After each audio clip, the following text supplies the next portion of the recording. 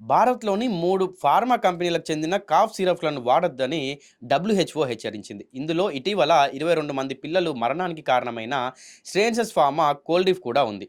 దాంతో పాటు రెడ్‌నెక్స్ pharma రెస్పీఫ్రెష్ TR ఇందులో ఇటీవల 22 మంది పిల్లలు మరణానికి కారణమైన స్ట్రేసన్ ఫార్మా కోల్డిఫ్ కూడా ఉంది. దాంతో పాటు రెడ్‌నెక్స్ ఫార్మా రెస్పీఫ్రెష్ కూడా ఉంది.